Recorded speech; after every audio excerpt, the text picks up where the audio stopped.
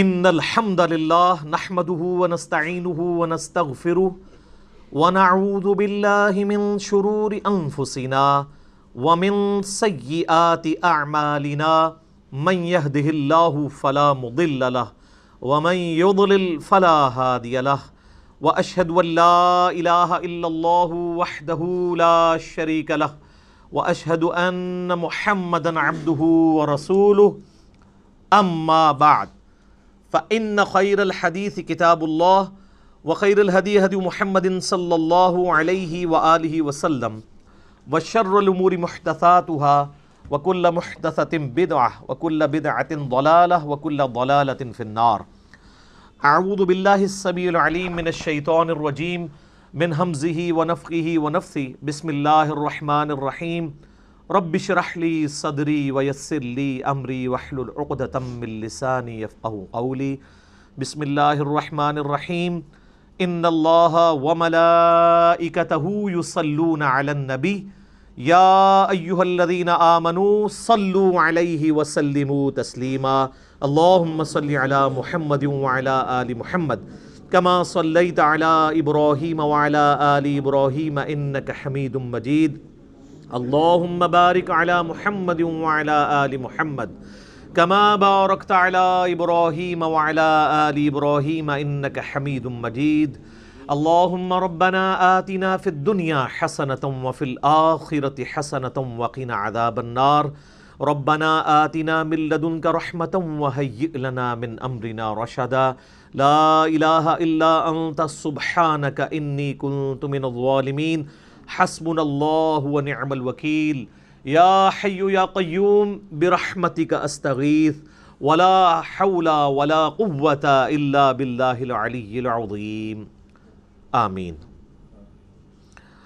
الحمدللہ آج 27 اکتوبر 2019 کو سنڈے کے دن قرآن کلاس نمبر 02 میں ہم انشاءاللہ تعالی قرآن حکیم کا جو تعارف کا سلسلہ میں نے شروع کیا تھا اس میں 40 پوائنٹس ڈسکس کرنے تھے. 10 پوائنٹس ہم نے پچھلی دفعہ ڈسکس کر لیے تھے. آج کی 55 منٹ کی کلاس میں ہم انشاءاللہ 11 نمبر پوائنٹ سے آن ورڈ سٹارٹ کریں گے انشاءاللہ. علمی پوائنٹ نمبر 11 وہ ہے میرے بھائیوں، قرآن حکیم کا 2/3 حصہ جو ہے وہ مکی قرآن پر مشتمل ہے اور 1/3 حصہ مدنی قرآن پہ ہے. مکی قرآن جو ہے اس کا مرکزی ٹاپک عقیدہ توحید، عقیدہ آخرت اور عقیدہ رسالت ہے، جبکہ مدنی قرآن جو ہے یہ ایڈریس کرتا ہے امت محمدیہ صلی اللہ علیہ وآلہ وسلم جو ایک امت کی فارم میں سامنے آئی، اس کے لیے گائیڈ لائنز کیا ہیں، شریعت کے احکامات کیا ہیں. شریعت کا جو بلو پرنٹ ہے وہ سورۃ البقرہ ہے اور اس کے جو تکمیلی احکام ہیں وہ سورۃ النساء اور سورۃ المائدہ کے اندر آئے ہیں. اسی طریقے سے پارہ نمبر 28 آلموسٹ پورے کا پورا جو ہے وہ مدنی قرآن ہے اور بڑا امپورٹنٹ ہے. خصوصاً جو نبی صلی اللہ علیہ وآلہ وسلم نے ریولوشن بلند کی تھی اس میں جو جہاد والا عنصر ہے اور پھر منافقین سے جو مسلمانوں کو تکلیفیں اٹھانی پڑیں، ایک جماعتی زندگی میں اس طرح کے ایشوز کو کیسے ریزالو کرنا ہے، وہ قرآن حکیم کا بڑا اہم ترین پورشن ہے جو پارہ نمبر 28 ہے.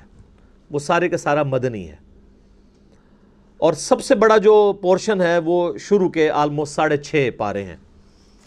علمی پوائنٹ نمبر 12 وہ ہے میرے بھائیوں، قرآن حکیم کا جو 1/3 مدنی قرآن ہے اس کا بھی 2/3 حصہ پہلے 6.5 پاروں میں کور ہے. یعنی جو مدنی قرآن ہے اس کا 2/3 حصہ وہ شروع میں ہی آ گیا. سورۃ البقرہ، سورہ آل عمران، سورہ نساء اور سورہ المائدہ. اور اس کے پیچھے حکمت یہ ہے کہ چونکہ اکثریت مسلمانوں کی بعد میں آنے والوں کی وہ نسلی مسلمان ہیں اور نسلی مسلمانوں کے لیے بنیادی چیز شریعت کے احکامات ہیں. اس لیے اللہ تبارک و تعالیٰ نے جو مدنی قرآن ہے جس میں شرعی احکامات آئے ہیں ایک آئلی زندگی کے لیے، معاشرتی زندگی کے لیے، وہ قرآن حکیم میں مصحف کے اندر شروع میں وہ حصہ ڈسکس ہوا ہے.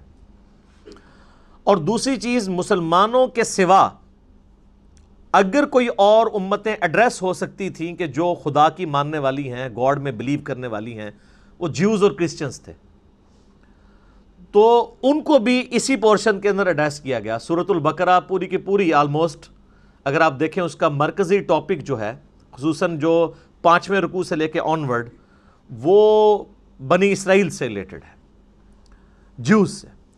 اور سورہ آل عمران میں آپ چلے جائیں تو ڈومیننٹ پورشن جو ہے وہ ریلیٹڈ ہے کرسچنز کے ساتھ، اور پھر سورہ نساء میں بھی، سورۃ المائدہ میں بھی، یہ ساری مدنی صورتیں ہیں۔ ڈومیننٹ پورشن جو ہے وہ اہل کتاب سے ریلیٹڈ ہے۔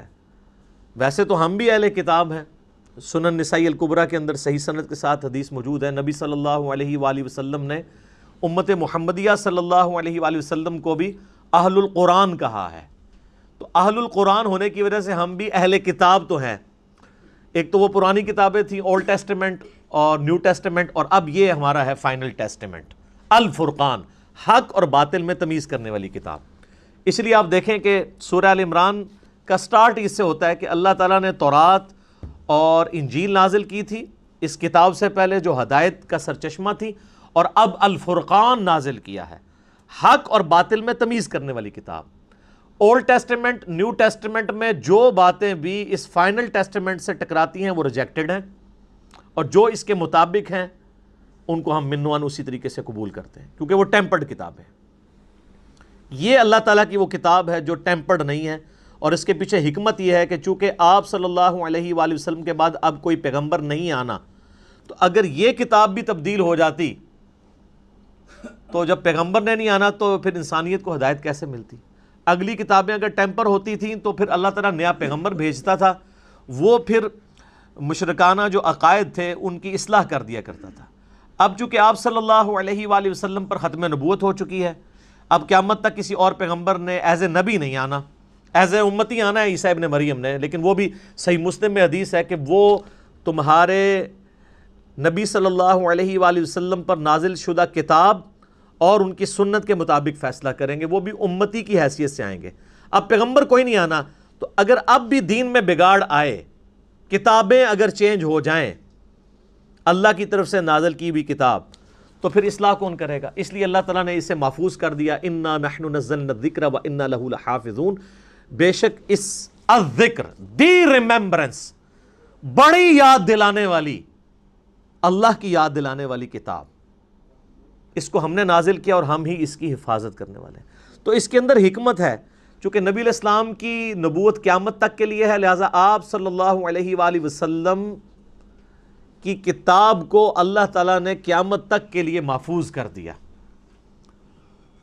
آج اگر کسی کو ہدایت ملنی ہے تو اسی کتاب کے ذریعے ملنی ہے۔ یہ اللہ تعالیٰ کی طرف سے بہت بڑا انعام ہے امت محمدیہ صلی اللہ علیہ وآلہ وسلم کے لیے۔ تو جیوز اور کرسچنز کو ایڈریس کیا گیا اس مدنی پورشن کے اندر، مسلمانوں کو ایڈریس کیا گیا۔ ظاہر مسلمان بھی اہل کتاب اس اعتبار سے ہیں کہ ہم بھی اہل القرآن ہیں، قرآن بھی اللہ کی کتاب ہے، نہ صرف کتاب ہے بلکہ کلام بھی ہے۔ علمی پوائنٹ نمبر 13، میرے بھائیو، قرآن حکیم آج بھی عربک لٹریچر کی چوٹی کی کتاب ہے، اور جب لٹریچر کی بات ہوگی پھر ریلیجن سے ہٹ کر جو لٹریچر کی فیلڈ کے لوگ ہیں، ایکسپرٹس ہیں، ان کی رائے کو مانا جائے گا۔ یعنی اگر آج آپ انگلش زبان میں بات کریں گے، انگلش زبان کے کسی لفظ کے اوپر بحث کریں گے، اس کی پروننسیشن کیا ہے، تو آپ آکسفورڈ ڈکشنری کی طرف جائیں گے، اور بعض اوقات ڈکشنری میں بھی وہ چیزیں اس طریقے سے موجود نہیں ہوتی ہیں جو نسل در نسل ایز اے لنگوسٹک چل رہی ہوتی ہیں۔ آج ایک نان مسلم گورا وہ اتھارٹی ضرور مانا جائے گا انگلش زبان میں، اور ایک مسلمان کو صرف مسلمان ہونے کی وجہ سے انگلش میں اتھارٹی نہیں مانا جائے گا جب تک وہ انگلش لٹریچر کو جانتا نہیں ہوگا۔ بالکل اس طریقے پر اس وقت بھی آپ کو پتہ ہے آلموسٹ 1.5 کروڑ 150 لاکھ کوپٹک کرسچنز ہیں جو نسلاً کرسچنز ہیں، اور وہ عربک لینگویج ان کی مادری زبان ہے۔ ان میں بھی چوٹی کے بک کے طور پر، اللہ کی کتاب کے طور پر نہیں، لیکن عربک لنگوسٹک کی چوٹی کی بک کے طور پہ قرآن حکیم کو مانا جاتا ہے، پڑھایا جاتا ہے۔ جوز بھی مانتے ہیں کہ یہ ان کے چلے یہ عقیدہ ہے کہ یہ نبی علیہ السلام کی یعنی لکھی ہوئی کتاب ہے۔ اللہ کی کتاب نہیں مانتے، لیکن وہ یہ مانتے ہیں کہ یہ عربک لنگوسٹک کا شاہکار ہے یہ کتاب۔ اور میں یہاں پہ آپ کو ایک اور بات بھی بتا دوں، علمی پوائنٹ نمبر 14 ہے وہ، کہ قرآن حکیم کسی بھی اعتبار سے کسی ڈکشنری کا محتاج نہیں ہے، کیونکہ کسی بھی زبان کی جو ڈکشنری ہوتی ہے وہ زبان کے بعد وجود میں آتی ہے، زبان پہلے وجود میں آتی ہے۔ آج تک آپ، اب ہماری مادری زبان پنجابی ہے یا اردو ہے، ہم نے اس کو ٹینسز کے ذریعے، ڈکشنری کے ذریعے نہیں سیکھا، بلکہ اپنے ماں باپ کے ذریعے سیکھا ہے۔ اور اگر آپ نے واقعی شستہ اردو سیکھی ہوئی ہے، جیسے لکھنؤ کے یا بریلی کے لوگ، یو پی کے لوگ جو شستہ اردو بولتے ہیں، تو ان کو کسی اردو کی ڈکشنری کی ضرورت نہیں ہے اپنی زبان کو ویریفائی کروانے کے لیے، کیونکہ وہ ڈکشنری سے سپیریئر ہیں۔ ڈکشنری تو دوسری زبان کے لوگوں کو اپنی زبان سمجھانے کے لیے بنائی جاتی ہے۔ یعنی اگر انگلش لنگوسٹک کے لوگوں نے اس کے ٹینس ڈیوائز کیے تو اس لیے نہیں کہ گوروں کو ان ٹینسز کی ضرورت تھی، اس لیے کہ جو انگریزی سیکھنا چاہے نا وہ اس طریقے سے سیکھے۔ اسی طریقے سے اردو کے جو ہم ٹینسز پڑھتے رہے ہیں تھوڑا بہت انفارمیشن کے طور پہ، وہ اس لیے نہیں کہ ہمیں اردو سکھائی جائے، وہ اس لیے کہ اگر کوئی نان اردو سیکھنا چاہے تو اس کے لیے آسانی ہو۔ اسی طریقے سے جن لوگوں نے عربی سیکھنی ہے ان کے لیے عربی ڈکشنری ہے، جو لوگ عربی جاننے والے لوگ ہیں ان کو ڈکشنری کی ضرورت نہیں ہے۔ اسی لیے کئی ایک چیزیں آپ ڈکشنری میں ایسے دیکھیں گے کہ جو کسی رول میں بیٹھتی نہیں ہیں عربک زبان میں، وہ مستعمل ہوتی ہیں، ڈکشنری کے پوائنٹ آف ویو سے وہ غلط ہوتی ہیں۔ یہ میں اس لیے آپ کو بتا رہا ہوں کہ کتنے نان مسلمز ہیں جنہوں نے قرآن حکیم کی عربی لنگوسٹک کے اوپر بھی اعتراض کیے ہیں، باقاعدہ اس کے اوپر مناظرے رکھے ہوئے ہیں۔ جو کاپٹک کرسچنز ہیں یا جیوز ہیں جو بائی برتھ عربک لینگویج جاننے والے لوگ ہیں، انہوں نے عربک زبان کی ڈکشنری کے مطابق قرآن حکیم میں کچھ غلطیاں ہائی لائٹ کی ہیں کہ یہاں پر یہ لفظ نہیں یہ والا لفظ آنا چاہیے تھا۔ مثال کے طور پر قرآن حکیم میں آپ کو کئی جگہ ملے گا کہ اللہ تعالیٰ انبیاء کرام علیہ السلام کو پلورل کے سیغے سے مخاطب کرتا ہے، جمع کے سیغے سے، لیکن بعد میں جو بات ہو رہی ہوتی ہے وہ سنگولر کے سیغے میں۔ یعنی قوم عاد نے رسولوں کا انکار کیا، وہ کہتے ہیں جی قوم عاد نے تو ایک رسول کا انکار کیا تھا، یہ جمع کا سیغہ کیوں آیا ہے؟ تو اب قرآن حکیم صرف لٹریچر کی کتاب نہیں ہے، یہ ایک دعوت بھی ہے، تذکیر بھی ہے، نصیحت بھی ہے۔ تو پھر ہم ان کو بتاتے ہیں کہ چونکہ قرآن کی ڈاکٹرائن یہ ہے کہ جس نے ایک رسول کا انکار کیا اس نے سارے رسولوں کا انکار کیا۔ لا نفرق بین احد من رسولی، ہم رسولوں میں ایمان لانے میں فرق نہیں کرتے۔ آج اگر کوئی شخص سارے انبیاء کو مانے، عیسیٰ ابن مریم کا انکار کر دے علیہم السلام، چاہے وہ نبی علیہ السلام کے لیے اپنی جان بھی دینے کے لیے تیار ہو جائے، ہم اسے کافر کہیں گے، کیونکہ ایک پیغمبر کا انکار بھی سارے نبیوں کا انکار ہے۔ تو جب کہا جاتا ہے کہ قوم عاد نے رسولوں کا انکار کیا، قوم سمود نے رسولوں کا انکار کیا، وہ کہتے ہیں جی جمع کے سیغے سے بات کیوں ہو رہی ہے، انہوں نے تو وقت کے ایک پیغمبر کا انکار کیا تھا۔ تو ہم کہتے ہیں کہ انہوں نے ایک وقت کے پیغمبر کا انکار کر کے گویا سارے پیغمبروں کا انکار کر دیا، پوری اس ڈاکٹرائن کا انکار کر دیا۔ تو اس طرح کی وہ پھر عربی لنگوسٹک کے اعتبار سے وہ غلطیاں نکالنے کی کوشش کرتے ہیں۔ تو یاد رکھیے گا کہ قرآن حکیم کی عربک کو کبھی بھی آپ نے عربی ڈکشنری سے نہیں سمجھنا، بلکہ عربک جو مستعمل ہے عرب کے بادیہ نشین لوگوں کی، اس کے مطابق سمجھنا، جو میں نے پچھلی دفعہ بتایا تھا کہ قرآن حکیم جو آراب تھے، پینڈو لوگ، گاؤں کے رہنے والے لوگ، بادیہ نشین ریگستانوں میں رہنے والے لوگ، ان کے ڈائلیکٹ میں قرآن حکیم نازل ہوا ہے، اور آج وہ اسی طرح کی عربی بولتے ہیں۔ ویسے تو قرآن حکیم کی برکت سے آلموسٹ عربک جو ہے وہ فریز ہو چکی ہوئی ہے۔ مصر کے اندر تھوڑا بہت فرق ہے عربک لینگویج کا، لیکن وہ چند ایک الفاظ میں پچھلی دفعہ ڈسکس کر چکا ہوں، اس لیے میں اس کو لے کے نہیں چلوں گا آگے۔ اور میں آپ کو بتاؤں کہ کئی مسلمان بھی ہیں جنہوں نے صرف قرآن حکیم کو سپیریئر ثابت کرنے کے لیے عربی ڈکشنری کے باقاعدہ خود قرآن حکیم میں ڈکشنری کے پوائنٹ آف ویو سے جو غلطیاں بنتی ہیں نا وہ نکال کے کتابیں لکھی ہوئی ہیں کہ ڈکشنری تو یہ کہتی ہے قرآن میں یہ لفظ اس طرح آیا ہے۔ اور وہ اس لیے نہیں کہ وہ قرآن کی غلطی نکال رہے تھے، بلکہ وہ بتانا چاہ رہے تھے کہ قرآن حکیم سپیریئر ہے ڈکشنری پہ، ڈکشنری تو بعد میں بنی ہے۔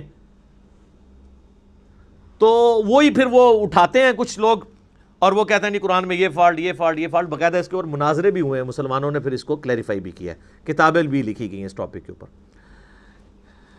علمی پوائنٹ نمبر 15، قرآن حکیم میرے بھائیوں ہمارے محبوب صلی اللہ علیہ وآلہ وسلم نے اپنی مبارک زندگی میں خود لکھوایا تھا. اس کی ایک ایک آیت، اس کی صورتوں کی ترتیب، اور کس جگہ پہ کون سی آیت مکمل ہوتی ہے، کون سی صورت پہلے ہے کون سی بعد میں ہے، سورۃ الفاتحہ سے لے کر سورۃ الناس تک ایک ایک ٹائنیز ڈیٹیل یہ ہمارے محبوب صلی اللہ علیہ وآلہ وسلم نے خود لکھوائی ہے ریٹن فارم میں. قرآن بھی کہتا ہے نا الذی علم بالقلم. قرآن حکیم کی جو پہلی 5 آیات سورۃ العلق کی نازل ہوئی ان میں اللہ تعالیٰ نے پین کے بارے میں کہا ہے کہ پین کے ذریعے، قلم کے ذریعے اللہ نے علم کو سکھایا ہے.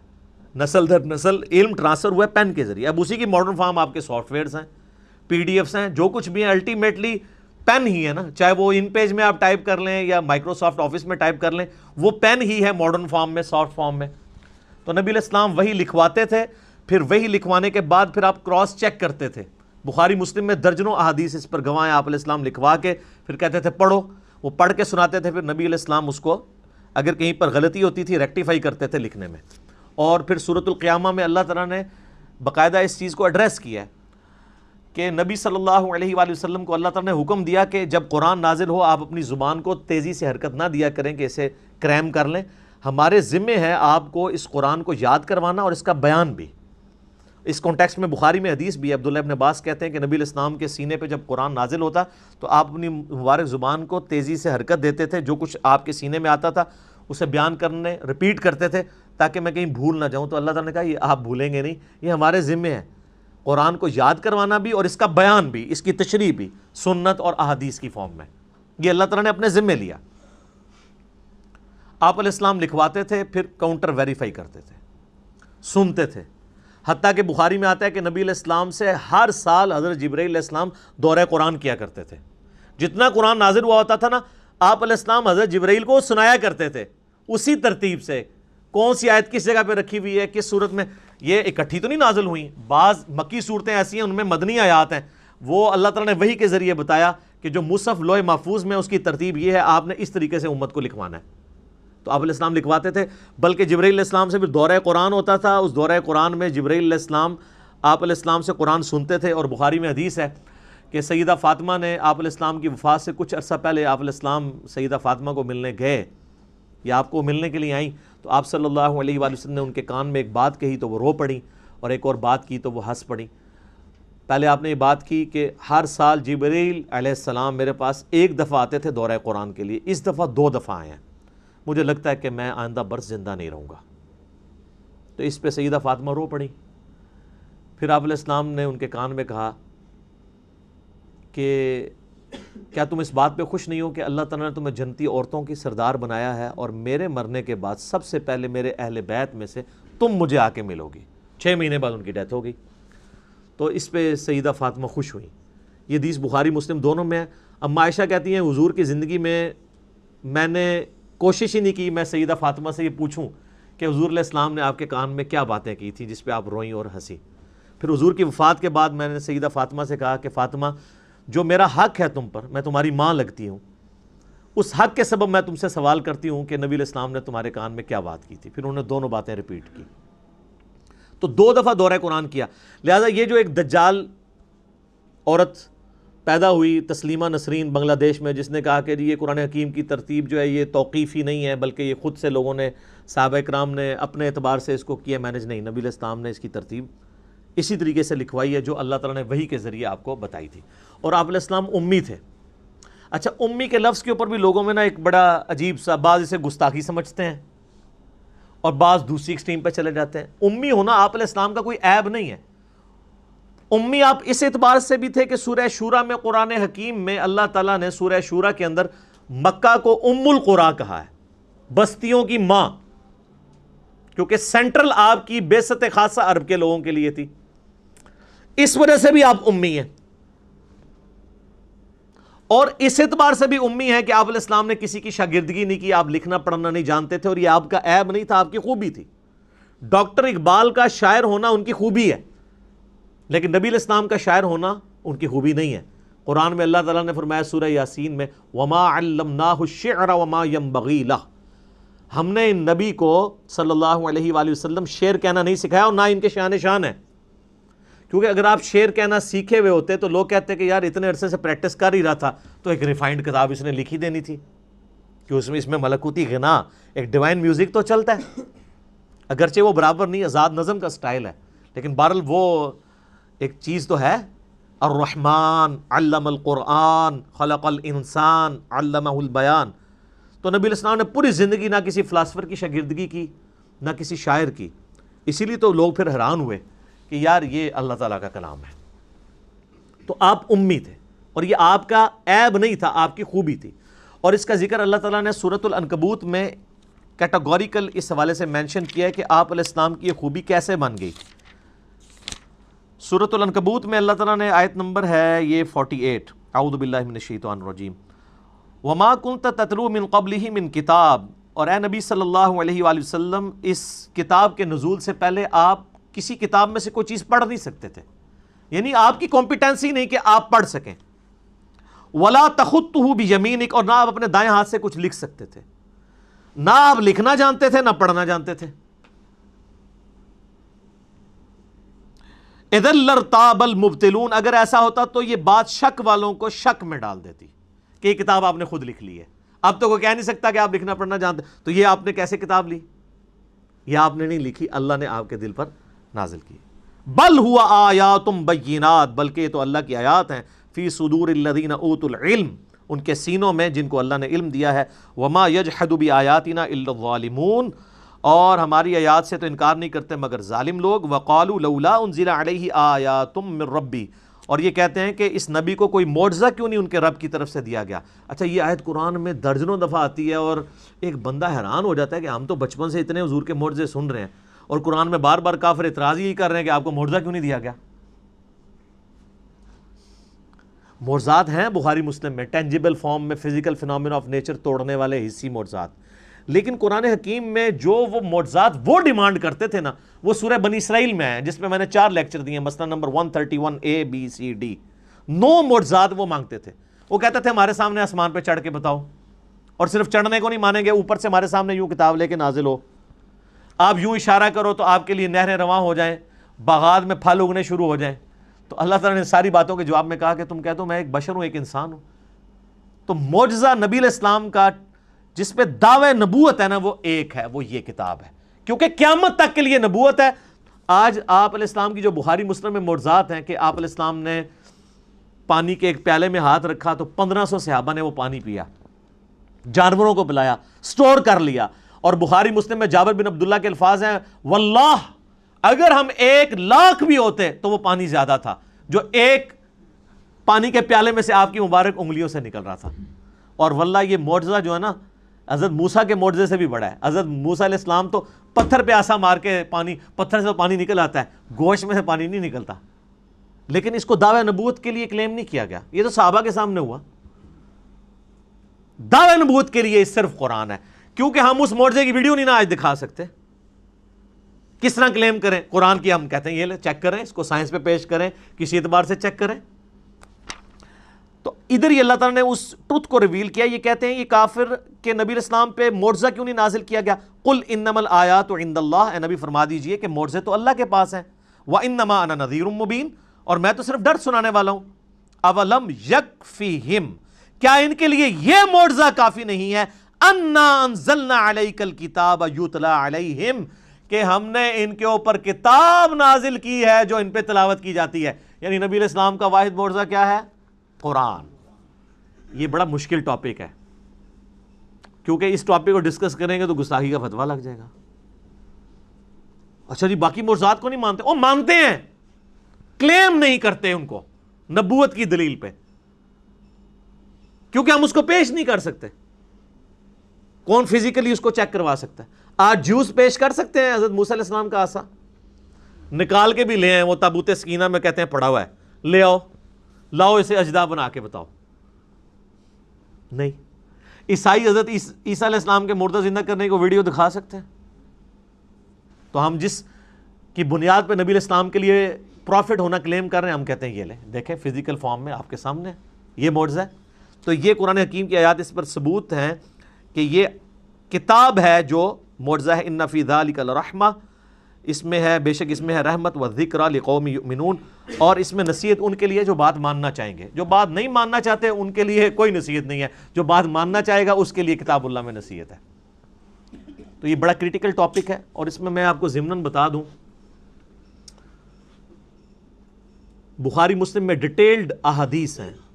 نبی علیہ السلام پہ جو پہلی وحی نازل ہوئی تھی غار حرا میں، وہ سٹارٹ یہ حدیث اس سے ہوتی ہے، مشکات میں آپ کو تیسری جلد میں مل جائے گی، کہ جب نبی علیہ السلام کی مبارک زندگی کا 40واں سال آیا تو آپ صلی اللہ علیہ وآلہ وسلم کا اچانک دل دنیا سے اچاٹ ہو گیا.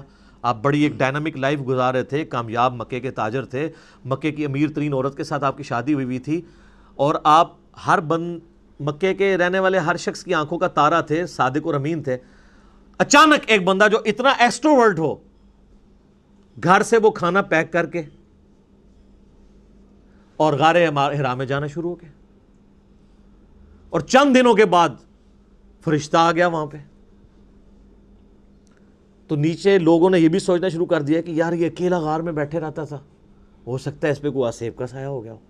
لیکن جب کلام سنا تو میں نے پچھلی دفعہ وہ ضماد والی حدیث سنائی تھی نا، تو کتنا اثر ہوا ان کے اوپر. تو سیدہ خدیجہ کھانا باندھ کے دیا کرتی تھی. آپ کے بزرگ تو 2 سال تک کچھ کھاتے نہیں ہیں، لیکن نبی صلی اللہ علیہ وآلہ وسلم اپنا کھانا گھر سے لے کے جایا کرتے تھے. یہ ہے سچائی جو بخاری مسلم میں، وہ ہیں کہانیاں.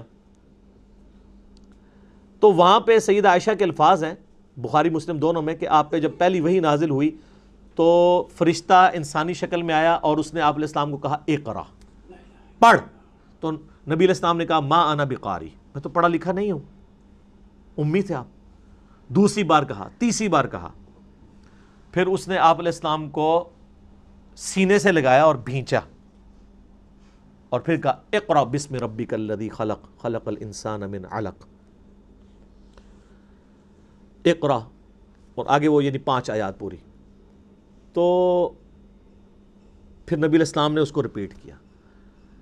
اس حدیث میں یعنی ان لوگوں کے موقف کو تائید حاصل ہوتی ہے جن کا یہ موقف ہے کہ نبی علیہ السلام کے سامنے کوئی لکھی ہوئی تختی پہ یہ آیات لائی گئی تھی. کیونکہ اگر اقرا سے مراد یہ ہوتا کہ میرے پیچھے پیچھے ریپیٹ کرو، وہ تو بچہ بھی ریپیٹ کر لیتا ہے. اس کے لیے اس کو یہ نہیں کہنا پڑتا، اس کی زبان ہے کہ میں پڑھا ہوا نہیں ہوں. یعنی کوئی چیز ریٹن فارم میں آپ کے سامنے لا کے رکھی گئی اور آپ کو کہا گیا. اور یہ بھیجنے کی برکت یہ ہوئی کہ آپ علیہ السلام نے وہ لکھا ہوا بھی پڑھ لیا. لہٰذا یہ جو سورۃ العنکبوت کی آیت ہے نا، کہ اس قرآن کے نزول سے پہلے آپ کتاب سے کچھ پڑھ نہیں سکتے تھے، تو اس کا مطلب ہے اس کتاب کے نزول کے بعد اللہ نے آپ کو یہ معجزہ بھی دے دیا کہ آپ پڑھ لیتے تھے. یہ ڈائریکٹ استعداد آپ کے اندر پیدا ہو گئی.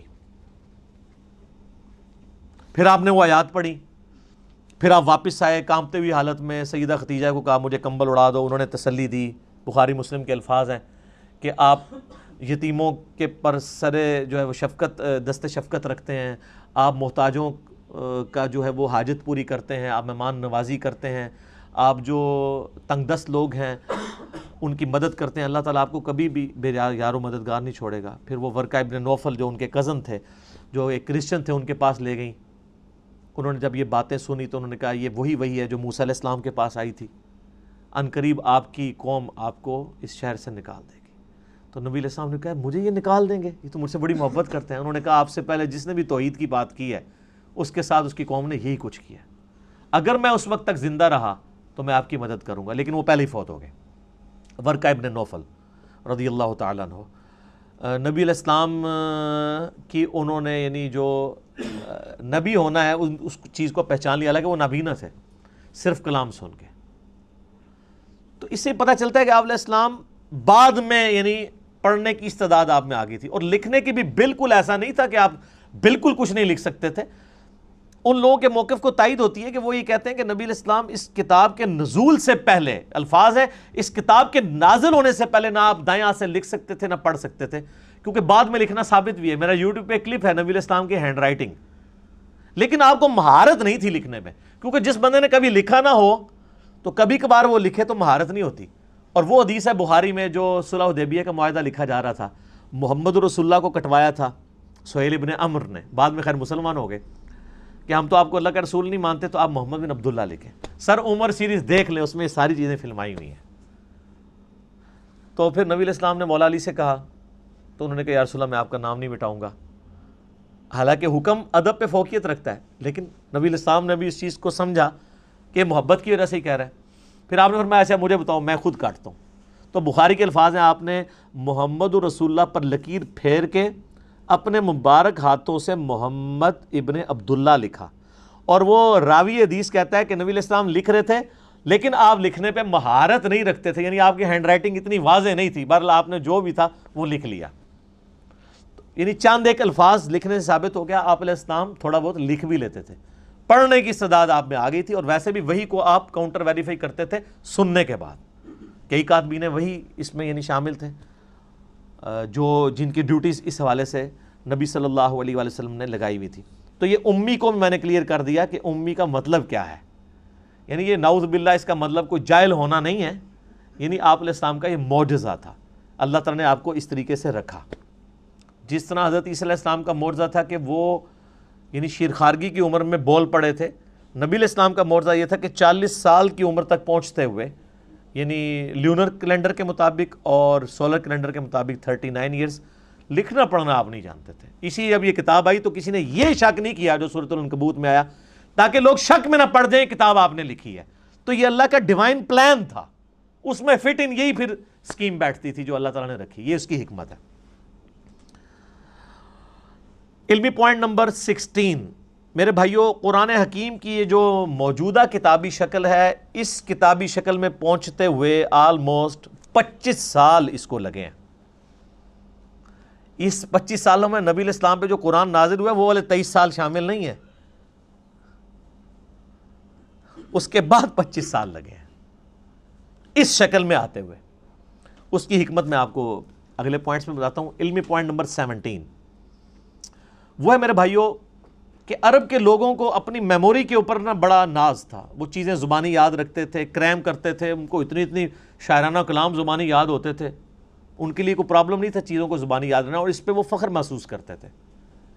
اب اس سینیریو کے اندر جب یہ کتاب نازل ہوئی تو صحیح بخاری میں آتا ہے کہ ابن مسعود کہتے ہیں میں نے 80 صورتیں نبی علیہ السلام سے خود سن کے یاد کی ہیں۔ آپ نماز میں پڑھتے تھے، آپ ذرا کریمنگ کا لیول دیکھیں کہ نماز میں وہ تہجد کی نماز میں سن رہے ہیں اور یاد بھی کر رہے ہیں، اتنے ان کے مضبوط حافظے تھے۔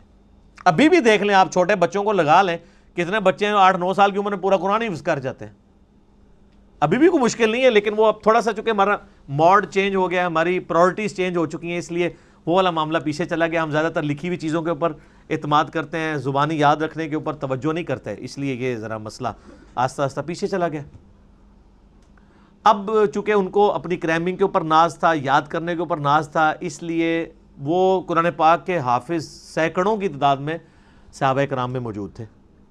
لیکن صحیح بخاری میں آتا ہے جب جنگ یمامہ ہوئی مسیلمہ کذاب کے خلاف، اس جنگ میں کئی حفاظ شہید ہوئے، تو پھر حضرت عمر نے آ کے مشورہ دیا کہ ہم یہ جو سکیٹرڈ فارم میں کہیں ہڈیوں پہ، کہیں چمڑے کی کھال کے اوپر، کہیں لکڑی کے اوپر لکھی ہوئی نبی علیہ السلام کی لکھوائی ہوئی وہی موجود ہے، اس کو ایک جگہ جمع کر کے کتابی شکل 2 گتوں کے درمیان لے آئیں۔ تو حضرت ابوبکر چونکہ سنت کی پیروی کرنے والے تھے، پہلا جواب ان کا وہی تھا کہ میں وہ کام کیوں کروں جو نبی علیہ السلام نے خود نہیں کیا۔ پھر حضرت عمر ان کے ساتھ بحث کرتے رہے کہ اس کی ضرورت ہے، حتیٰ کہ حضرت ابوبکر کہتے ہیں اللہ نے میرا سینہ کھول دیا۔ پھر مشورہ طے پایا کہ زید ابن ثابت جو بڑے انٹیلیجنٹ بندے تھے اور سب سے زیادہ ڈومیننٹ وہی انہوں نے لکھی ہوئی تھی، ان کو بلایا گیا، ان کے ذمہ یہ کام لگایا گیا، وہ بھی ریلیکٹنٹ ہوئے۔ پھر ان کے ساتھ صحابہ نے بحث کی، وہ مان لیا انہوں نے، اور بخاری میں الفاظ ہیں، انہوں نے کہا کہ اگر مجھے حضرت ابوبکر یہ ڈیوٹی لگاتے نا، یہ پورا پہاڑ یہاں سے یہاں شفٹ کرنا ہے، تو وہ آسان کام تھا۔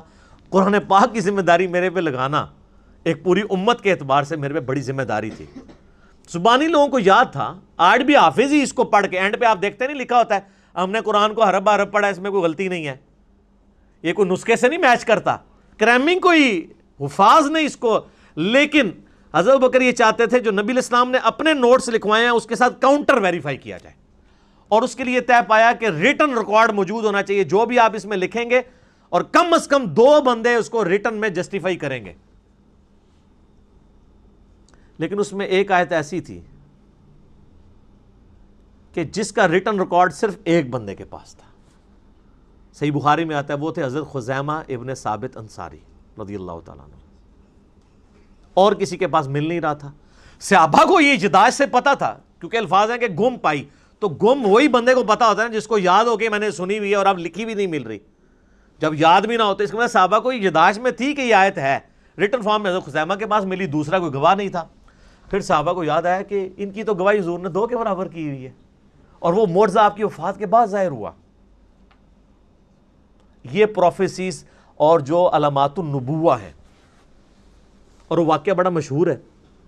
نبی علیہ السلام نے ایک یہودی کے ساتھ ایک جانور کا سودا کیا. آپ گھر جب رقم لینے کے لیے، مال لینے کے لیے گئے، پیچھے سے کسی نے اس کو زیادہ قیمت لگا دی، وہ مکر گیا. آپ علیہ السلام واپس آئے تو اس نے کہا آپ نے سودا ہی نہیں کیا. آپ نے فرمایا تم مجھے نہ دو لیکن کم از کم مجھے جھوٹا تو نہ کرو. انہوں نے کہا نہیں، آپ نے سودا ہی نہیں کیا، اگر کیا تو گواہ لائیں. گواہ کوئی بھی نہیں تھا. تو حضرت خزیمہ وہاں سے گزر تھے، انہوں نے کہا میں گواہی دیتا ہوں کہ تم نے سودا کیا.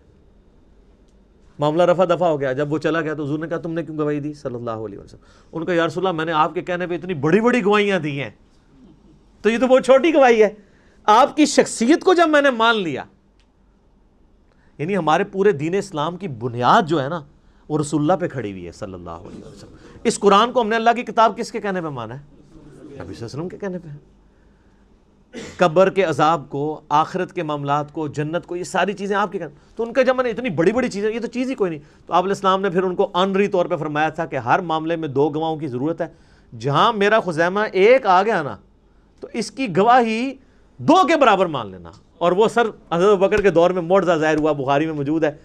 وہ پھر اللہ تعالیٰ کے نبی علیہ السلام کو اللہ تعالیٰ نے یہ زندہ معجزہ امت تک ٹرانسفر کیا کہ ان کی گواہی کے اوپر وہ پھر آیات قرآن حکیم میں داخل کی گئی. لقد جاءکم رسول من انفسکم، یہ والی آیات. اور ایک روایت میں کسی دوسری آیت کا ذکر آتا ہے. بہرحال تو یہ ریٹن ریکارڈ کو سامنے رکھا جاتا تھا اور پھر میچ کر کے تو پھر ایک مصحف تیار کیا گیا. وہ مصحف پوری زندگی حضرت ابوبکر کے پاس رہا. حضرت ابوبکر کی وفات کے بعد حضرت عمر کے پاس رہا. حضرت عمر نے اپنی وفات کے بعد ام المومنین اور اپنی بیٹی سیدہ حفصہ کو دے دیا. اور یہ سیدہ حفصہ کے پاس وہ مصحف تھا جو حضرت بکر نے لکھوایا. یہ بخاری کی حدیث یہاں پہ کنکلوڈ ہو جاتی ہے. اب اگلا پوائنٹ، علمی پوائنٹ نمبر 18، وہ ہے کہ قرآن حکیم کی جو قرات ہے، اس کو قریش کی قرات میں سیدنا عثمان غنی رضی اللہ تعالیٰ عنہ نے اسٹیبلش کر کے باقی ساری کی ساری جو ڈائلیکٹ تھے اس میں اگر ریٹن فارم میں بھی تھی وہ سارے کے سارے نسخے جلوا دیے تاکہ امت میں اختلاف نہ پیدا ہو. وہ بخاری میں حدیث ہے، حذیفہ ابن یمان کہتے ہیں کہ ہم نے آذربائیجان کی جنگ کے لیے، یعنی رشیا کی طرف جب حملہ کرنے لگے حضرت عثمان کے دور میں، تو ہم نے جو رومن اور پرشین امپائر جو مسلمانوں کے انڈر آ چکی تھی قادسیہ اور یرموک کے بعد، ان علاقوں میں ہم لوگوں کو ابھار رہے تھے جہاد کے لیے. جب وہاں پہنچے تو ہم نے لوگوں کو دیکھا کہ وہ ایک ہی قرآن کی صورت کو مختلف ڈائلیکٹ میں پڑھ رہے ہیں، چونکہ ظاہر ہے وہ سارے نان عربک مسلمان ہوئے تھے نا، جسے آج بھی اے بے تے پڑھ رہے ہوتے ہیں ہمارے لوگ. تو حضرت حذیفہ ابن یمان آئے کا بخاری کے الفاظ ہیں، اے امیر المومنین امت کو تباہی سے بچائیں، امت میں تو اختلاف پیدا ہو جائے گا اس طریقے سے. تو حضرت عثمان غنی رضی اللہ تعالیٰ نے اس چیز کو بھانپ لیا. تو انہوں نے کہا کہ وہ جو نسخہ حضرت بکر نے لکھوایا تھا نا وہ سیدہ حفصہ سے لے کے آؤ، اور جہاں پہ کہیں اختلاف آئے اس معاملے میں تو قریش کی قرات میں ریٹن ریکارڈ رکھو. پھر انہوں نے کئی ایک نسخے لکھوائے، اور یعنی حضرت عثمان کے آلموسٹ آپ سمجھ لیں دور کے آخری حصے کی بات ہے. میں نے اس لیے 25 سال کا ذکر کیا تھا. وہاں کہ مصحف عثمانی یہ فائنل ہوا، اس لیے ہم اس کو مصحف عثمانی کہتے ہیں. اس لیے نہیں کہ حضرت عثمان نے لکھوایا، اس لیے کہ انہوں نے حضرت عثمان نے اس کو جو ہے وہ قریش کی قرات میں لکھوایا. نبی علیہ السلام کہ یہ جو صحابی حضرت عثمان غنی رضی اللہ تعالیٰ عنہ کا یہ کارنامہ اتنا بڑا کارنامہ ہے کہ اس پہ کسی کو اختلاف نہیں ہے. ایون آپ شیعہ تفسیر بھی اٹھائیں تو شیعہ نے اپنی صحیح سند کے ساتھ قرآن حکیم کی تفسیر میں لکھا ہے کہ مولا علی کہتے تھے کہ حضرت عثمان نے جو کچھ اپنے دور میں کیا اگر میں ان کی جگہ ہوتا تو میں بھی یہی کرتا. امت کا احسان، امت پہ احسان ہے حضرت عثمان غنی رضی اللہ تعالیٰ عنہ کے وہ نسخے جو میں نے پچھلی دفعہ بتایا تھا. وہ ٹاپ کاپی میوزیم میں بھی رکھا ہے جس پہ حضرت عثمان کے وہ خون کے قطرے بھی گرے تھے. فَسَيَكْفِيكَهُمُ اللَّهُ سورۃ البقرہ کی آیات پہ، ان کے مقابلے پہ اللہ تیرے لیے کافی ہے. تو مصحف عثمانی اس لیے اسے کہا جاتا ہے. اور آج تو کاربن ڈیٹنگ کے ذریعے چیک بھی ہو سکتا ہے. تو یہ حضرت عثمان غنی رضی اللہ تعالیٰ عنہ کو جو کہا جاتا ہے نا کہ آپ قرآن جمع کرنے والے ہیں، یہ غلط ہے. آپ قرآن جمع کرنے والے نہیں، جمع نبی علیہ السلام نے اپنی مبارک زندگی میں لکھوایا، اور حضرت بکر نے اس کو ایک جگہ 2 گتوں کے درمیان کیا، اور قریش کی جو قرات والا جو اختلاف تھا اس کو ختم کر کے قریش کی قرات میں قرآن حکیم کو حضرت عثمان غنی رضی اللہ تعالیٰ نے ایک جگہ اسٹیبلش کیا. تو یہ اس کی پوری ہسٹری تھی. علمی پوائنٹ نمبر 19 وہ ہے میرے بھائیوں، یہ جو قرآن حکیم کا ہمارے پاس مصحف عثمانی ہے، اس پہ سنی اور شیعہ کا اجماع ہے. یہ بڑا پراپوگنڈا ہوتا ہے مناظروں میں بھی کہ جی شیعہ اس قرآن کو نہیں مانتے، اور آپ کو حیرانگی ہوگی کہ شیعہ سنیوں کے اوپر بھی اعتراض کرتے ہیں کہ سنی قرآن میں تحریف مانتے ہیں. وہ میرا آپ یوٹیوب پہ کلپ دیکھ لیں کیا شیعہ کافر ہیں، تو میں نے اس میں یہ ساری چیزیں کھولی ہیں. پریکٹیکلی اس وقت پوری دنیا کے پاس یہی قرآن ہے، مشرق سے لے کر مغرب تک، شمال سے جنوب تک. انڈونیشیا کا مسلمان ہو، افریقہ کا مسلمان ہو، رشیا کا ہو، امریکہ کا ہو، سب کانٹیننٹ کا ہو، کہیں سے قرآن پڑھنا شروع کریں، آیت آدھی پڑھیں چھوڑ دیں، اگلی آیت وہ پڑھے گا. دنیا میں اس وقت ملینز آف حفاظ موجود ہیں. کوئی دوسری رائے نہیں ہے قرآن حکیم میں کہ کوئی کہے کوئی آیت یہ آیت ادھر نہیں تھی ادھر ہے، یا آیت کے الفاظ جو ہے وہ غلط طریقے سے کوئی پڑھتا ہو. یہ مصحف عثمانی جو میرے ہاتھ میں ہے، یہ بلو بائنڈنگ میں آپ دیکھ رہے ہیں. یہ شاہ فہد پرنٹنگ پریس سعودیہ سے شائع ہوا ہے، اور یہ کاتب نے کمال رائٹنگ، یہ خط نسق میں لکھا ہوا ہے، جو ہم تاج کمپنی والی جو رائٹنگ ہے جو ہم یہاں سب کانٹیننٹ کے لوگ پڑھ سکتے ہیں. محمدی بولڈ فونٹ جسے کہتے ہیں، آلموسٹ اس کے قریب ہے، بل اتنا نہیں ہے. وہ عرب کے لوگ تو وہ ٹریڈ عربک فونٹ چلتا ہے جس کو یہاں کے لوگ اتنی آسانی سے، یہ انہوں نے بلو بائنڈنگ میں سعودیہ والوں نے سب کانٹیننٹ کے لوگوں کے لیے اور باقی لوگوں کے لیے چھاپا ہوا ہے. اور گرین جو بائنڈنگ ہے گرین کلر کی، اس میں انہوں نے عرب کے لوگوں کے لیے، اس میں عربی دوسرے سٹائل میں لکھی ہوئی ہوتی ہے، وہ چپٹی سی خط ریحان ٹائپ کی. یہ بلو بائنڈنگ میں ہے، اور یہ کاتب ہے دمشق کا، شام کا. اس کا نام ہے عثمان طاہا. یہ اس کاتب نے لکھی ہے، اور کمال اس نے لکھا ہے، ایسے انداز میں اس نے رائٹنگ کی ہے کہ ہر صفحے پہ آیت ختم ہو رہی ہے. یہ کتنا بڑا کمال ہے کہ آلموسٹ آپ یہ دیکھ لیں کہ یہ قرآن حکیم جو میرے پاس مصحف ہے، اس کے 600 کے قریب 600 پلس صفحات ہیں، اور ہر صفحے پہ آیت ختم ہو رہی ہے. اور یہ بھی نہیں کیا کہ الفاظ کو توڑ موڑ دیے جائیں، ایک جتنے الفاظ ہیں، اور اس نے اس زبردست انداز میں اس کو لکھا ہے. کمپیوٹر میں تو یہ پاسبل تھا، اس بندے نے ہاتھ سے لکھا ہے. کتنا بڑا کارنامہ ہے اس بندے کا. اور یہ اللہ نے اس کو اتنی قبولیت دی ہے کہ آج دنیا میں یہی قرآن چھپ رہا ہے، عثمان طاہا کا لکھا ہوا. یہی قرآن ایران والوں نے بھی اس سے یہ مخطوطہ لیا ہوا ہے. ایران میں بھی یہی قرآن چھپتا ہے جو سعودیہ سے. آپ ایران ہو گیا، بس یہ ہے کہ اس کی بائنڈنگ ریڈ ہے، اس کی بلو ہے. ایران والوں نے اس کا ذرا کلر ڈیفرنٹ کر لیا ہے، قرآن ایک ہی ہے. اچھا، آپ کو پڑھایا گیا جو شیعہ 40 پارے مانتے ہیں، قرآن ہو رہا ہے. آج تک آپ نے خود جا کے کبھی شیعہ کی کسی امام بارگاہ میں جا کے قرآن اٹھا کے چیک کیا؟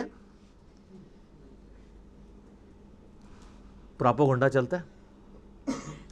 سر جب آپ اس طرح کے جھوٹے پراپیگنڈے کرتے ہیں نا، پھر اس کا نقصان یہ ہوتا ہے کہ جو مخالف ہے نا، وہ اپنے اس عقیدے میں اور کانفیڈنٹ ہو جاتا ہے کہ یہ تو ہے ہی اتنے جاہل ہیں، جو اتنے جھوٹے ہمارے اوپر الزامات لگا رہے ہیں، تو ان کی باقی باتیں بھی غلطی ہوں گی.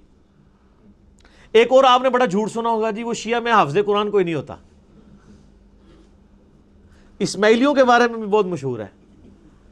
سر اسماعیلیوں میں ایسے ایسے خاندان ہیں کہ ہر بچہ ہی حافظ ہے. مجھے کوئی سے ایک بھائی نے ای میل کی، وہ بتانے لگا وہ اسماعیلی تھا، پھر میرے لیکچر سن کے وہ جو ہے وہ فرقہ واریت سے نکلا. تو مجھے بتانے لگا کہ ہمارے خاندان میں کوئی بندہ ایسا نہیں جو حافظ نہ ہو، لیکن بس حافظ ہی ہے، بلکہ حافظ ہے پنجابی والا، ترجمہ نہیں آتا، عقیدے قرآن کے مطابق نہیں. اور یہاں مشہور کیا ہے جی، وہ شیعہ حافظ نہیں ہو سکتا. وہ اس لیے کہ شیعہ کے اندر یہاں پہ اب مدرسے بننے شروع ہیں حفظ کے. تو ادھر اس ہمارے سب کانٹیننٹ میں ٹرینڈ نہیں ہے حفظ کرنے کا، چونکہ یہاں پہ زیادہ مدرسے تھے سنیوں کے، سنی یعنی بریلوی، دیوبندی، اہل حدیث تینوں. یہاں پہ وہ حفظ کرواتے تھے، پورا سسٹم چل رہا، تو ظاہر ہے وہ حافظ ہی بن کے نکلنے تھے. تو لیکن ایران میں آپ چلے جائیں، وہاں حفظ کے مدرسے ہیں، ہزاروں حافظ ملیں گے آپ کو. یہاں پہ بھی اب انہوں نے کچھ سلسلہ شروع کیا تو حفاظ ملیں گے. ہمارے پاس ہمارے وہ جو حیدر بھائی آتے ہیں وہ قوم یونیورسٹی سے پڑھے ہوئے ہیں، تو وہ حافظ بھی ہیں اور ماشاءاللہ بہترین پروننسیشن ہے ان کی. تو یہ یعنی ایک جھوٹا پراپوگنڈا کیا جی وہ حافظ نہیں ہو سکتا کیونکہ یہ قرآن کو مانتے نہیں تھے، لہٰذا ان میں حافظ ہی کوئی نہیں ہے. کہانی ہے چل رہی ہے، 40 پارے ہیں، وہ جی 30 پارے وہ 10 پارے وہ کہتے ہیں بکری کھا گئی. اللہ یہ بکری کھانے والی حدیث سنن ابن ماجہ میں ہے. وہ تو شیعہ پیش کرتے ہیں، یہ تو آپ کی کتاب میں لکھا ہے بکری کھا گئی، اور حدیث بھی ٹھیک ہے. وہ بکری کھانے سے کیا ہو گیا؟ یہاں پہ بھی آپ دیکھیں کئی بار قرآن پاک کے نسخے جو ہے دریا میں دریا برد ہوئے ہوتے ہیں، کوئی ڈسپوز آف ہوئے ہوتے ہیں، تو وہ قرآن جو ہے وہ تو اس لکھے ہوئے مصحف کا محتاج ہی نہیں ہے. آج دنیا سے سارے مصحف ختم کر دیں تب بھی قرآن ختم نہیں ہوگا. اسی لیے بخاری میں آتا ہے اللہ تعالیٰ علم جو ہے نا سینوں سے سلب کر کے نہیں نکالے گا بلکہ علماء کو موت دے کر نکالے گا. جب تک سارے حافظ مر نہیں جاتے ہیں نا قرآن نہیں دنیا سے ختم ہو سکتا. لکھا ہوا بے شک سارا ریکارڈ ختم کر دیں. یہ اللہ تعالیٰ نے غیر معمولی حفاظت لی ہے. اسی لیے میں آپ کو بتا رہا ہوں کہ مصحف لکھتی کمپنی ہے تاج کمپنی یا ضیاء القرآن پبلیکیشن یا قدرت اللہ کمپنی، لیکن اس کو سرٹیفائی حافظ قرآن کرتا ہے کہ یہ صحیح لکھا ہوا ہے. وہ حافظ قرآن کیا وہ حضرت عثمان کا نسخے کو سامنے رکھ کے میچ کرتا ہے؟ نہیں. جو اس کو کریم کروایا گیا نسل در نسل عملی تواتر سے اجماع سے. اور یہ اتنا سٹرونگ سسٹم ہے کہ امام کعبہ بھی غلطی کرے اسے پیچھے لقمہ مل جاتا ہے. آج تک کسی بڑے سے بڑے عالم نے جب غلطی کی ہو کوئی احترام میں چپ رہتا ہے؟ لقمہ ملتا ہے سر. کوئی پڑھ نہیں سکتا. اب تو خیر ان کے لیے اور مصیبت کھڑی ہو گئی ہے نا. اب لوگوں نے smart phone air flight mode میں رکھے ہوتے ہیں. پہلے تو حافظ اتنی لمبی چھلانگیں مار جاتے تھے تراویح میں، تو وہ سامے کے ساتھ ملی بھگت ہوتی تھی کہ جو اس کو ویک پورشن یاد ہوتا تھا اس پہ چھلانگ مار دیتا تھا. اب چھلانگ مار ہی نہیں سکتا. اس لیے حفاظ کی بھی چھانٹی ہو رہی ہے. اب پکے حافظ ہی صرف قیام اللیل کروا سکتے ہیں رمضان کا، کچے حافظ کروا بھی نہیں سکتے، پکڑے جائیں گے. چھلانگ مار ہی نہیں سکتے. اچھا پھر وہ اتنے سارے ساموں سے تو نہیں کوئی لڑ سکتا. ایک سامے کو تو کہہ سکتا ہے. ہم نے تو بڑی لڑائیاں ہوتی دیکھی ہیں کہ سامے غلطی نکالتا تھا تو 2-3 تو بس برداشت کرتے تھے، پھر وہ ایسے آنکھیں نکالتے تھے اگلی بار وہ پڑھتے جاتے تھے. لیکن اب اتنے لوگ کھڑے ہیں وہ تو نہیں پھر چھوڑیں گے کہ یہ آپ کیا پڑھ رہے ہیں. اس لیے اب آپ دیکھیں پکے حافظ اچھا قرآن پڑھنے. اب لوگوں میں شعور بھی ہے یار قرآن سننا ہے ہم نے، یعلمون تعلمون نہیں سننا.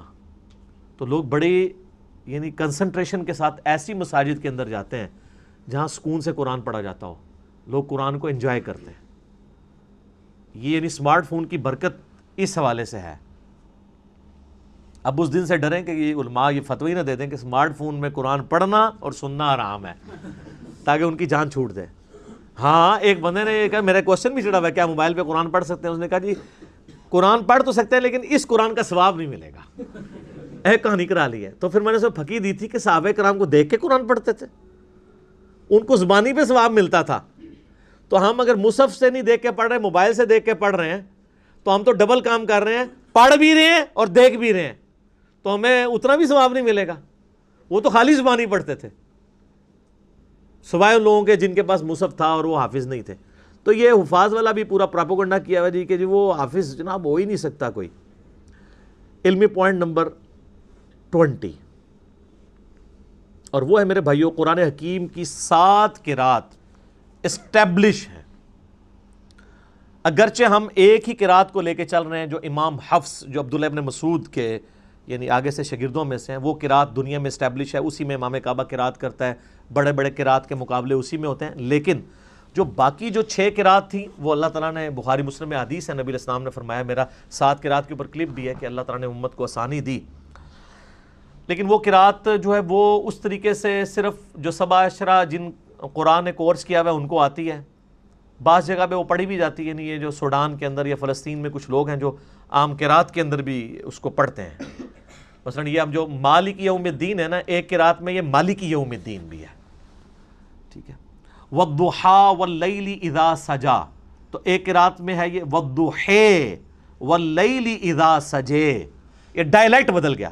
تو میں نے بتایا تھا نا ہم یہاں پہ کہتے ہیں ادھر آ، اور پنڈی کے لوگ کیا کہتے ہیں ادھر آ. یہ وہی ہے وَالضُّحَىٰ وَالضُّحَىٰ.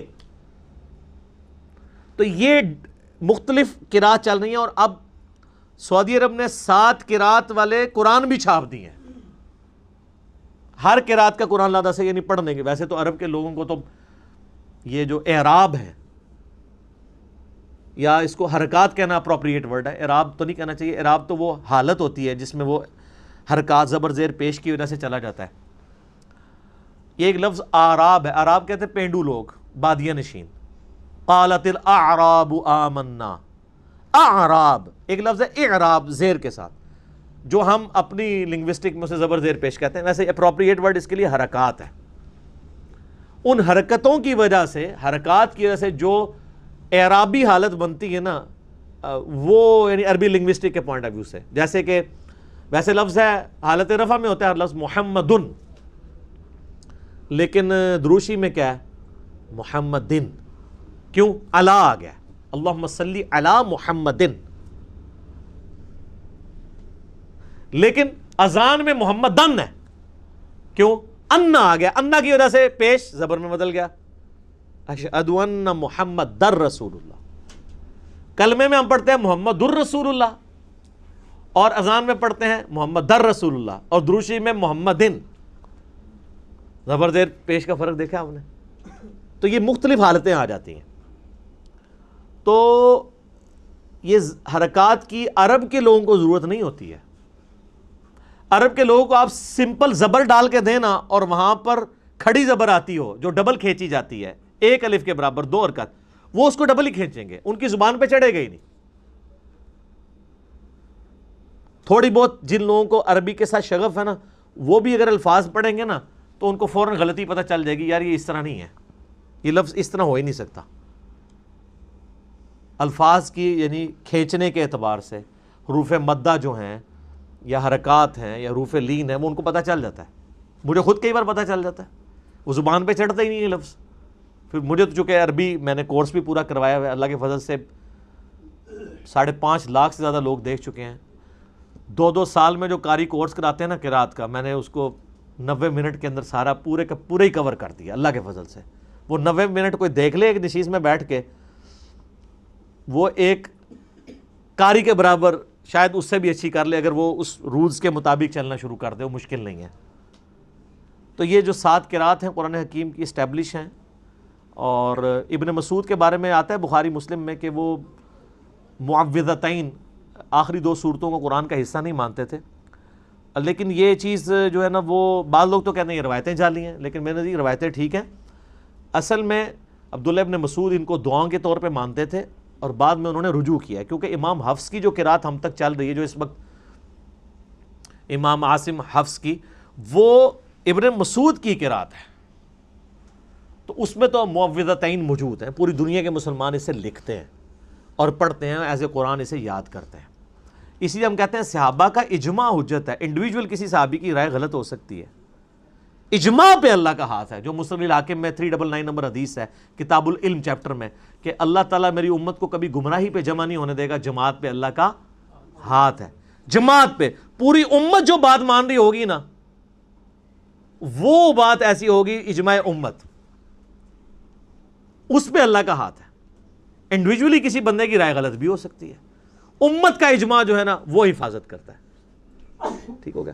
تو یہ 7 قرات والا ایک بڑا کریٹیکل ایشو ہے، میں نے اسی لیے اس کے اوپر حدیثیں بھی بخاری مسلم کی پیش کر کے نا ایک 7 قرات کا مسئلہ آپ یوٹیوب پہ لکھیں، 7 قرات کا اختلاف، ایک ویڈیو ریکارڈ کروا دی ہے، کیونکہ بعض لوگ غیر مسلم بھی اعتراض کرتے ہیں 7 قرات کی، ایسے وہ کہتے ہیں آپ کا کلیم ہے کہ قرآن کا ورژن کوئی نہیں ہے، قرآن ایک ہی ہے پوری دنیا میں، پھر 7 قرات کہاں سے آ گئیں؟ اور پھر سعودیہ والوں نے 7 قرات چھاپ بھی دی ہیں اب ریٹن فارم میں، اب وہ لا کے دکھاتے ہیں، وہ کہتے ہیں جی دیکھیں جی آپ کے قرآن میں تو یہ لفظ ایسے لکھا ہے، اس میں تو یوں لکھا ہوا ہے، اور اس میں صرف زبر زیر کا بھی فرق ہوتا نا تب بھی کام چل جاتا۔ مالک یوم الدین اور مالک یوم الدین یہ تو چل جائے گا کہ چلیں لکھنے میں دونوں ایک طرح ہی ہیں۔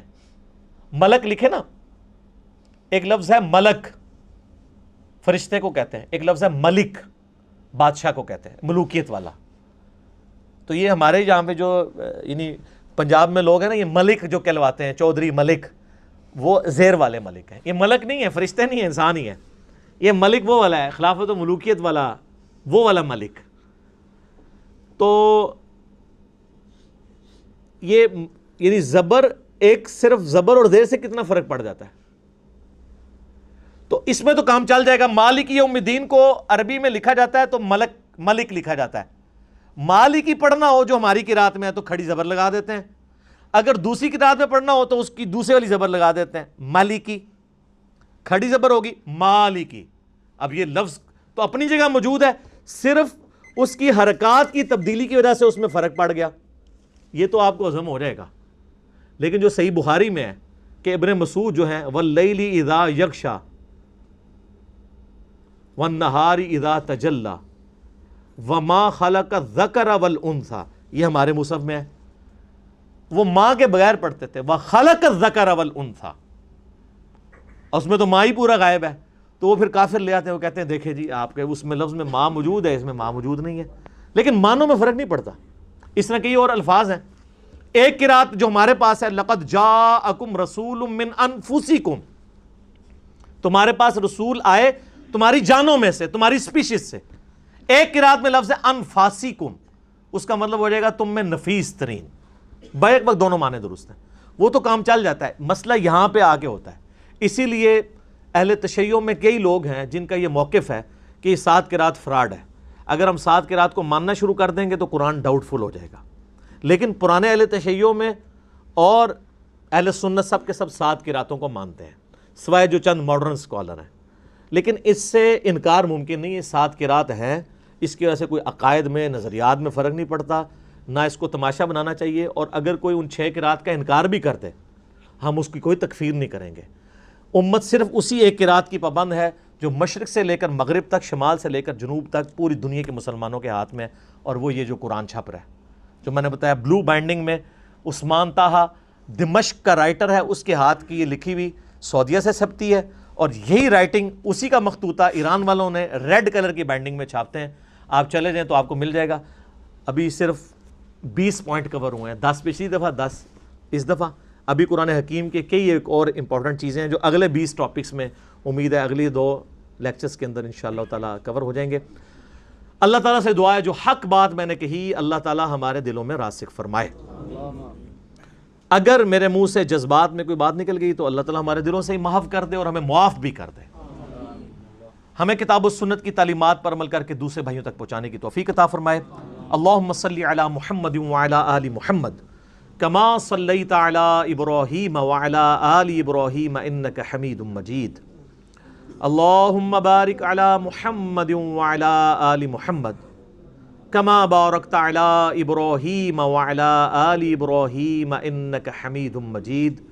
سبحانک اللہم وبحمدک اشہد ان لا الہ الا انت استغفرک واتوب الیک وما علینا الا البلاغ المبین۔ جزاکم اللہ خیرا۔